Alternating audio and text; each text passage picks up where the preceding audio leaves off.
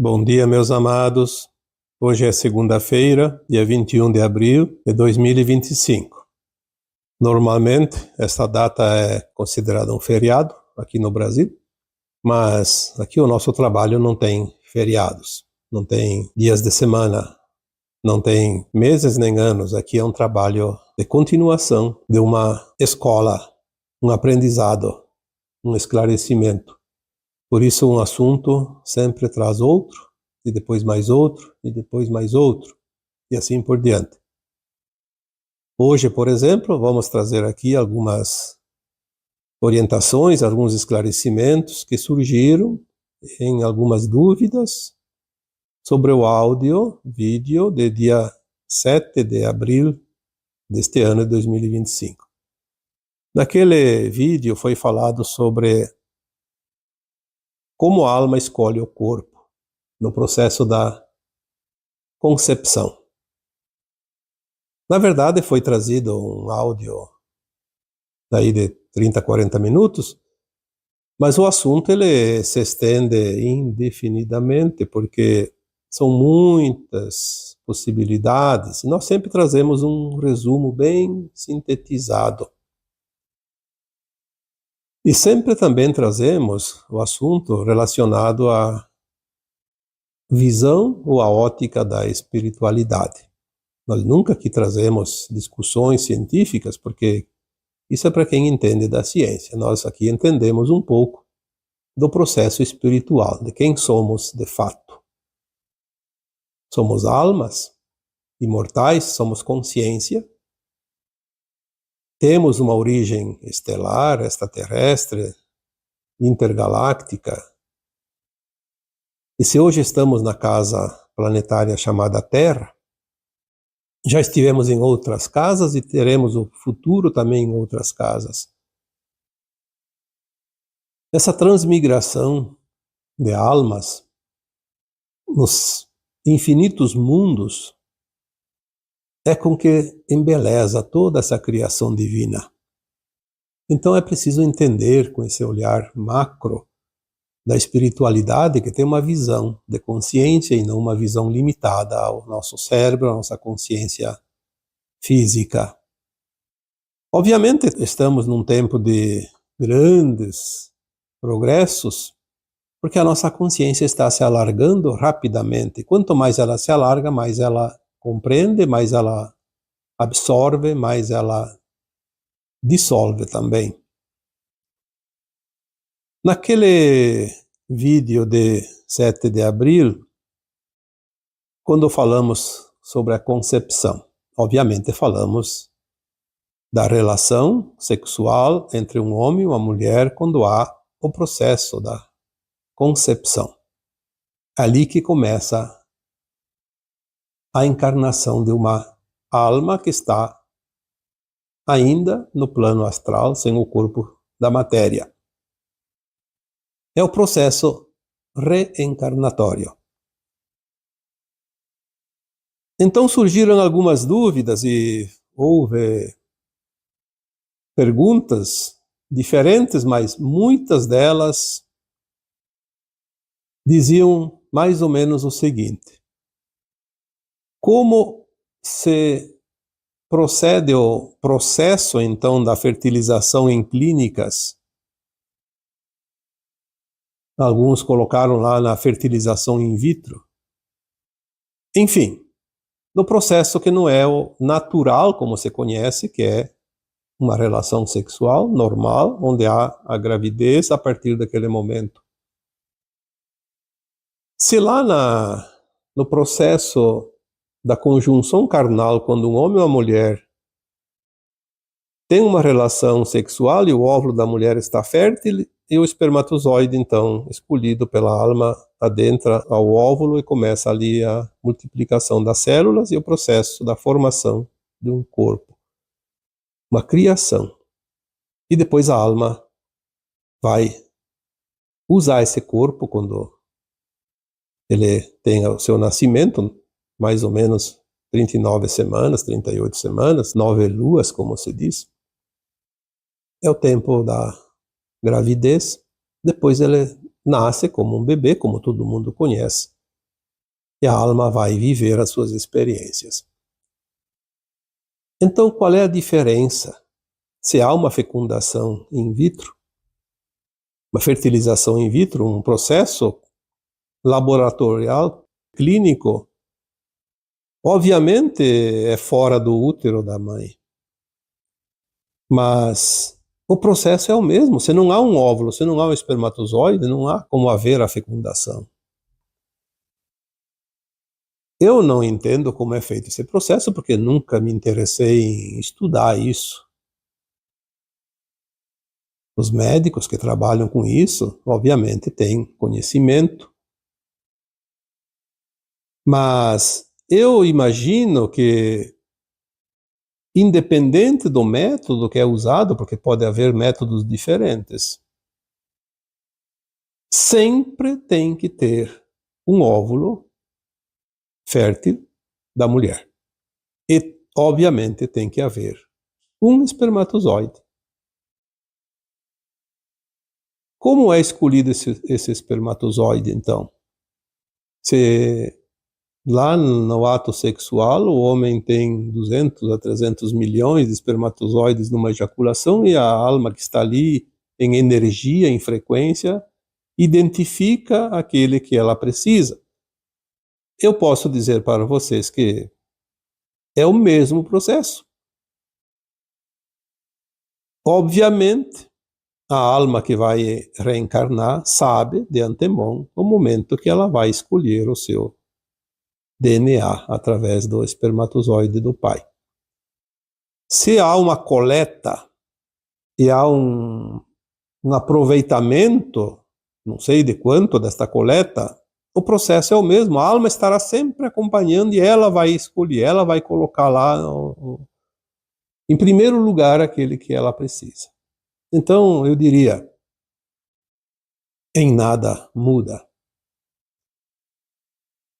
Às vezes, pode acontecer que alguma pessoa seja doadora de óvulo ou até do espermatozoide. Acontece, às vezes tem casais que não têm como ter filhos e é preciso de um doador. A alma sabe qual é o doador que ela precisa. Ela sabe antes de encarnar, no próprio plano de alma, ela já tem o seu projeto encarnatório escolhendo o que ela vai precisar nesta vida que ela vai reencarnar. Então ela tem que ter uma genética que tenha um corpo, que forme um corpo que ela precise enfrentar e passar e completar aquela caminhada. Então ela vai saber aonde está esse potencial genético. Não precisa ser o pai biológico, o pai que cuida, o pai que isso, que aquilo, não importa. Aonde estiver a sua genética, é lá que ela vai escolher. Quantas vezes nós temos ali, por exemplo, homens que cuidam de crianças, vamos dizer crianças, porque quando são adultos não precisa cuidar, mas que assumem a paternidade de um filho que não é seu. Às vezes até com muito mais amor do que certos pais que rejeitam seus próprios filhos.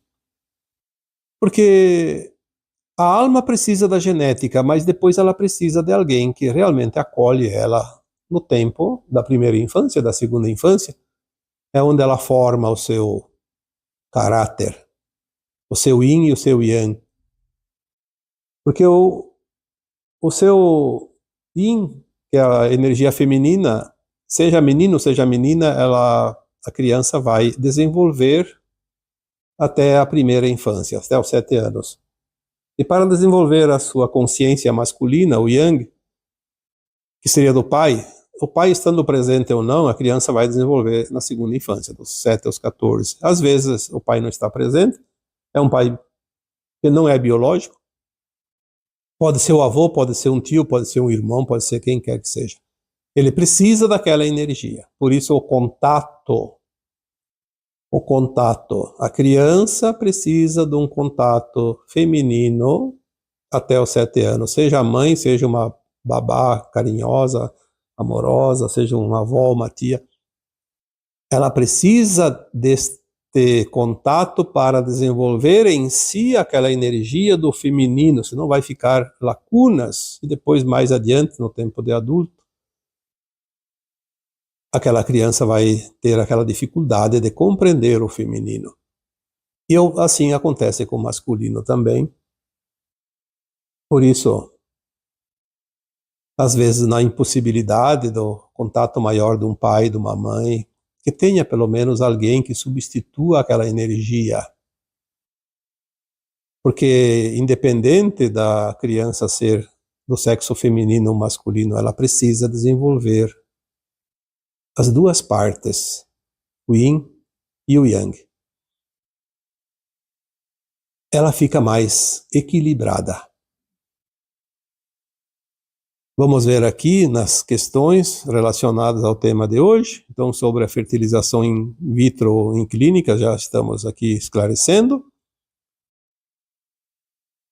Diz algumas perguntas. As almas escolhem ou escolheram o processo? Sim. Sim, eu já acabei de dizer aqui. Sim. A alma sempre escolhe o processo. Não é porque nós não vemos a alma ali, que ainda é invisível, porque não tem corpo, que não acontece. Sempre acontece. É a informação que nós temos. E aqui nós estamos aqui para passar a informação e não criar discussões. Apenas uma orientação para a reflexão de cada um. Compreender um pouco a mais da vida.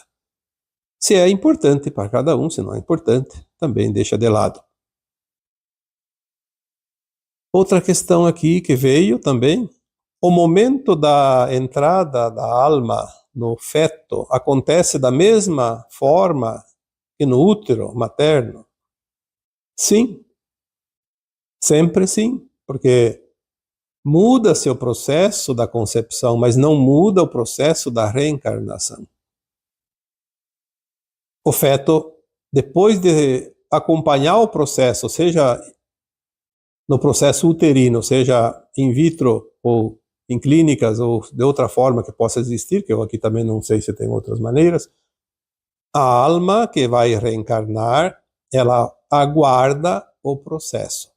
Principalmente nas fertilizações in vitro, em clínicas, porque ali, às vezes, as probabilidades são mais remotas, então ela aguarda. Fica aguardando. Não deu na primeira tentativa, aguarda a segunda, aguarda a terceira. Ela está aguardando. Ela sabe que vai vir ali. Ela já determinou antes de encarnar. Ela sabe que vai dar certo uma hora dessas. Se não vai dar certo nunca, obviamente não tem nenhuma alma ali perdendo tempo. Tem pais que realmente não conseguem, de forma nenhuma, conceber. Então, podem tentar 50 tentativas de fertilização em clínicas que não tem como conceber, porque é um karma do casal e eles só pela adoção. Então eles vão tentar até a última vez possível e não tem nenhuma alma ali escolhendo, porque ninguém está ali esperando um corpo. É óbvio que isso é uma coisa lógica, não precisa aqui nem discutir e nem pensar muito, porque a alma não vai perder o tempo, sabendo que não vai ter nada ali. Aliás, nem tem projeto para alma nenhuma. Então realmente a esterilidade total, como se diz.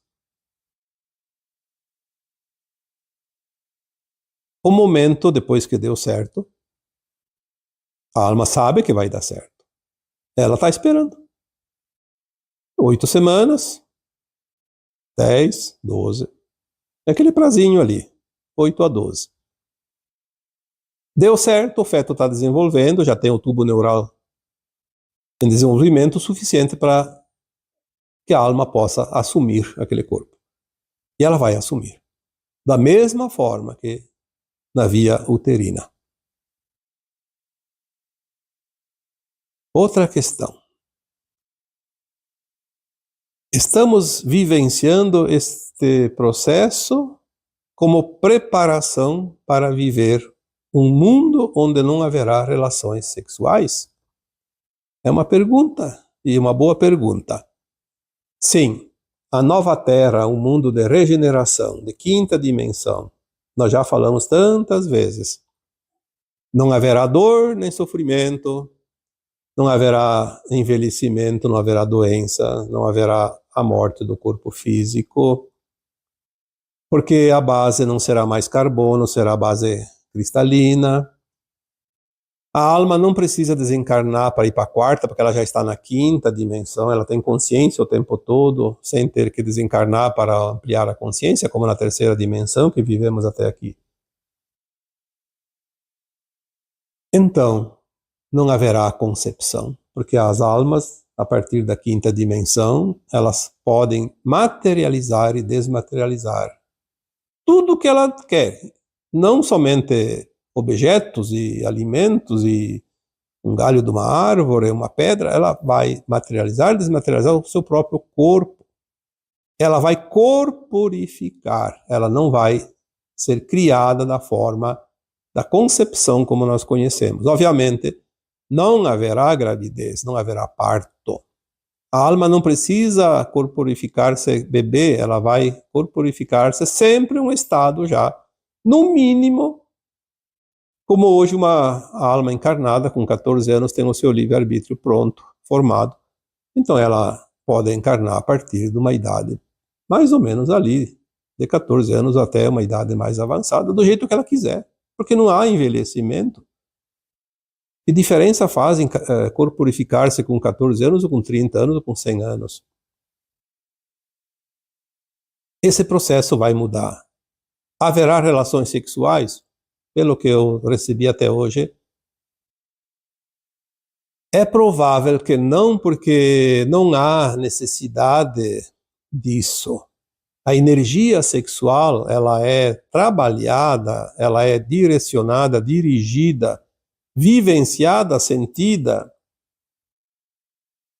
também de uma forma prazerosa, obviamente, mas não mais na conjunção carnal, na troca de fluidos, como eles chamam a relação com os seus órgãos genésicos. Não é preciso. Não há necessidade, até porque não há aquela questão da atração, da paixão como agora, porque se não houvesse a atração e a paixão como agora conhecemos, muito dificilmente um homem ou uma mulher teriam relações sexuais e seria até um desconforto. E aí as reencarnações também estariam comprometidas.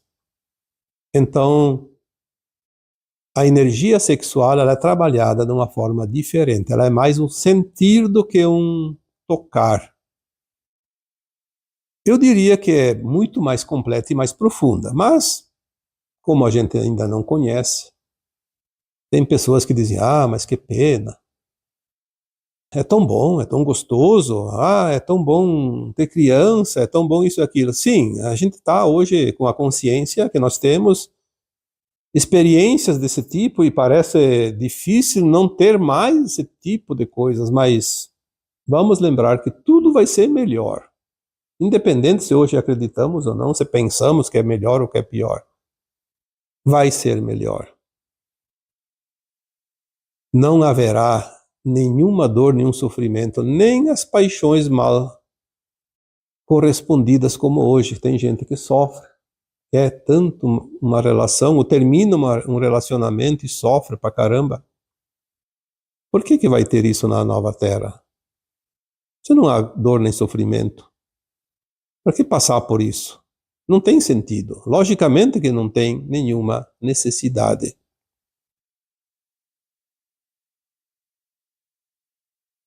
Aí surgiu mais uma outra questão muito importante. Sobre a adoção. Muitas perguntas. E a adoção como funciona? Obviamente que a adoção muda tudo. Porque os pais vão adotar uma criança que não tem nada deles. Nem o óvulo da mãe, nem o DNA do pai. Outras pessoas, outra mulher e outro homem, fizeram esse trabalho, tiveram essa ação onde geraram aquela criança com o DNA deles e esse casal agora adota essa criança. Então a criança não tem nenhum traço de DNA do pai e da mãe adotivo. Mas tem uma relação muito forte, sim, que não é genética, é de frequência. Nós sabemos aqui quantas histórias de casais que querem tanto ter filhos e não conseguem. E é interessante que tem casais que não têm filhos, mas não se preocupa com isso e não sofre com isso. Mas aquele que quer e não pode, sofre porque não pode ter. Por quê? É um karma. É um ajuste de uma frequência de outras vidas anteriores. Porque naquelas vidas eles tiveram os seus filhos e não honraram os seus filhos. Essa é uma das causas mais fortes, uma das principais causas, o abandono.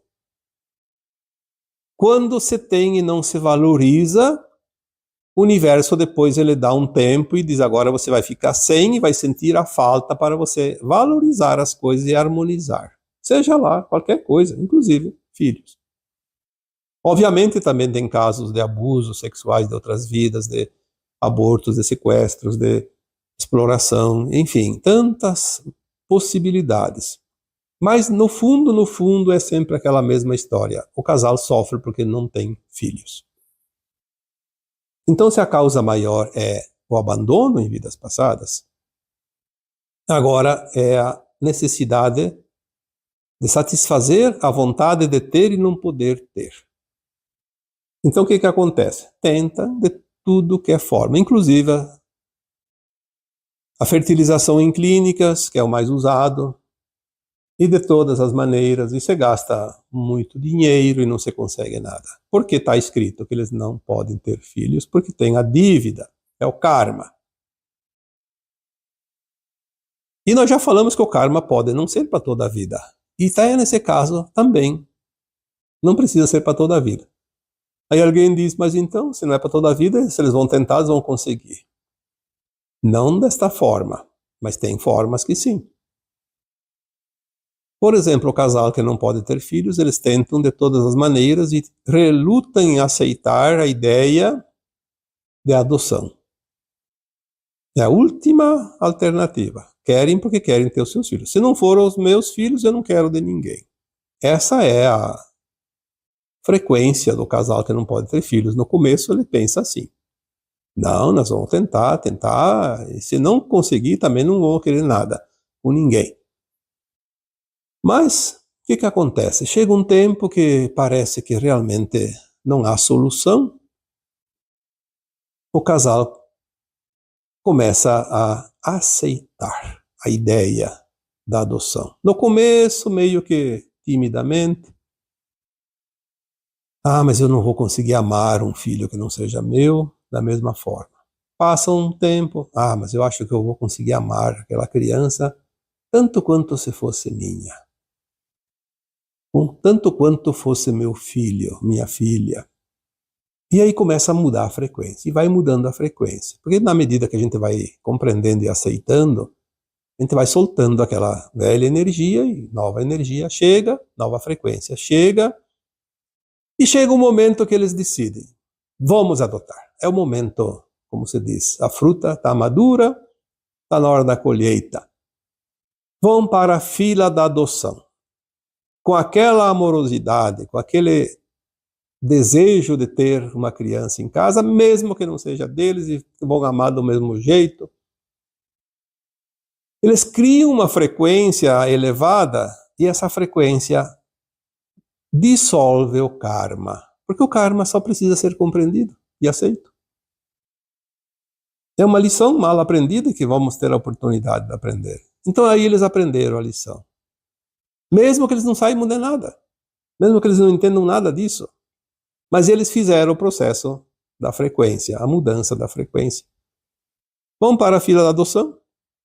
Muitas vezes já tem a criança já em casa, às vezes estão na fila, próximo de ser a sua vez. O que acontece? a mulher engravida, sem fazer nenhum esforço, sem fazer nenhum procedimento em clínicas, naturalmente, porque o karma se desfez.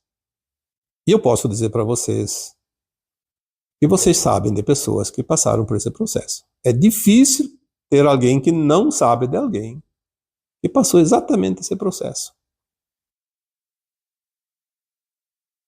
A adoção, ela tem um outro significado. Aquelas crianças, aqueles jovens, porque geralmente se adota criança ou jovem, é difícil alguém adotar uma criança, uma pessoa adulta, uma pessoa de idade. Eu não sei se tem, pode ser até que tenha. Mas vamos falar aqui, pessoas mais jovens. É óbvio que o casal não vai adotar uma pessoa da mesma idade ou mais velho que eles. A não ser que vão cuidar da pessoa, é outra coisa. A adoção, ela traz uma oportunidade de trazer para aquele pai e aquela mãe uma alma que eles mesmos rejeitaram numa vida passada. É um reencontro. Tem gente que diz assim, mas a adoção é complicada, geralmente dá problema. Bom, dá problema quando os pais não têm amor suficiente, ou quando aquela criatura que é adotada, ela não aceita a rejeição do pai e da mãe biológicos desta vida e se sente rejeitada, e então ela é revoltada, então ela não aceita nem o amor daquele pai e aquela mãe adotiva, então ali é complicado. São casos. Porque também existe a prova. Eu tenho que aceitar. Se eu fui rejeitado na vida passada e agora de novo nesta encarnação, e vou ser adotado, mas vai ser adotado pelos pais legítimos de uma outra vida anterior. Mas também tem muitos casos que os filhos adotados trazem realmente uma harmonia muito grande na casa. E eu conheço famílias que adotaram porque não podia ter filhos, depois tiveram 1 ou 2 filhos, até 3. E os filhos legítimos são aqueles grandes problemas naquela família. E aquela criança que foi adotada parece que é o único filho de verdade. É aquele que sustenta tudo, que ajuda os pais, que carrega nos seus ombros o grande peso daquela família. Veja como a espiritualidade é divina nas suas leis. É muito importante. É muito importante compreender as leis divinas. Eu lembrei agora, antes de finalizar, que teve pelo menos uma questão que eu não anotei aqui, mas alguém falou: e quando é uma concepção através de um estupro? Independente da lei dos homens, se permite ou não permite o aborto nesses casos, nós aqui falamos das leis divinas. Não vamos aqui tomar partido de coisa nenhuma. Cada um tem as suas escolhas. Não sabemos o grau de sofrimento, às vezes, de uma pessoa, o quanto aquilo pode ser prejudicial também para uma vida inteira. Então aqui nós não opinamos nada, mas a informação que nós temos é que o caso de estupro é uma coisa parecida com a adoção, mas muito mais sério, muito mais profundo, muito mais passado doloroso para aquela mãe, principalmente. Quando aquela mãe realmente cometeu crimes de infanticídio, de abortos, foi abortista, aborteira, enfim, tem tantas formas de cometer os crimes perante as leis divinas.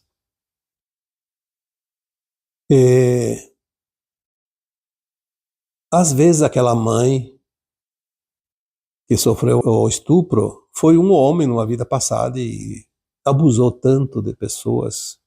E ele pediu para vir mulheres ser estuprado, porque tem os planos de alma. Nós sempre temos que levar em conta que não existe acaso, existe sempre uma causa. Uma vez eu li um livro chamado Jureminha das Matas. Esse livro.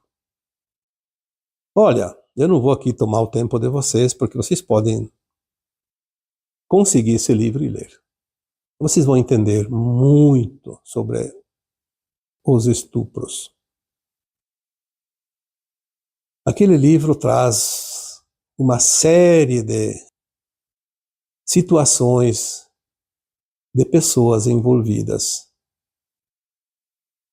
Lá comenta a história de um colonizador espanhol que esteve no México, no tempo da colonização espanhola na América Latina.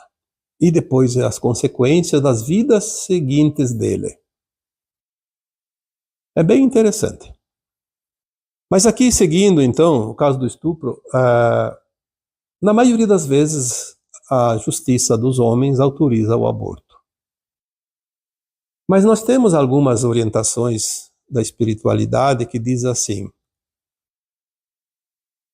se as pessoas soubessem a oportunidade que acontece numa situação dessa, para aquela mulher que sofreu a agressão, porque é uma agressão violenta, é um abuso, mas é uma oportunidade de um resgate de muita história. E se as pessoas soubessem quem é a alma que vem reencarnar nesta situação. E existem situações que provam isso. Na maioria das vezes, o aborto é autorizado para evitar o pior, dizem. Só que, será que o que é pior? Ninguém sabe o que é pior, o que é melhor. Mas as leis divinas nos dizem que aquela criança que vem nesta circunstância é a melhor pessoa que poderia viver ao lado de uma mãe que sofre o estupro e que engravida nesta situação. Parece um paradoxo, e somente as leis divinas podem nos dar essas orientações, porque nós não temos a mínima condição de saber, adivinhar as coisas. E existem alguns casos, sim, tem mulheres que não aceitam abortar. Sofreram agressão, mas adotam aquela criatura com amor. Claro que não é uma adoção, porque a mãe é mãe biológica, mas ela acolhe aquela criatura com amor, independente da forma que ela foi concebida. E depois, a história daquela mãe, daquela filha, daquele filho, mostra no decorrer dos tempos que foi realmente o árimo da mãe, aquela criatura. Porque existe a lei da compensação, existe a lei do retorno, a lei de causa e efeito, ação e reação. É sempre a mesma coisa. Teve um áudio que eu coloquei há quase um ano aqui neste canal, que eu disse, eu me lembro, talvez a última lição que nos falta é entender a lei do retorno. Quando nós entendemos a lei do retorno, nós temos todo o conhecimento que ainda falta para ascensionar. E talvez seria um ponto final nesta caminhada na terceira dimensão, no mundo de provas e expiações. Enfim, hoje o tema traz uma complementação, porque é sempre assim. Nós estamos aqui ouvindo vocês através dos comentários. Eu repasso lá os comentários, pelo menos nos primeiros dias, para sentir o que vocês precisam de informações. E, obviamente, a minha equipe espiritual colabora com isso também, porque sem eles eu não teria como fazer esse trabalho. E estamos aqui, então, para dar as orientações, os esclarecimentos que vocês precisam. Obviamente que de vez em quando aparece alguém que não gosta, não concorda, mas vamos fazer o quê? Nós temos que trabalhar pelos 98,8% que concorda com esses assuntos, com esses temas, e que estão sempre esperando mais informações. Vamos aqui atender a maioria. E como eu sempre digo, às vezes uma informação, um trabalho que consegue mudar a vida de uma pessoa já tem valido todo o esforço. E é por isso, enquanto pudermos, vamos continuar. E agora eu vos deixo com o meu abraço de luz em cada um de vocês. Namastê.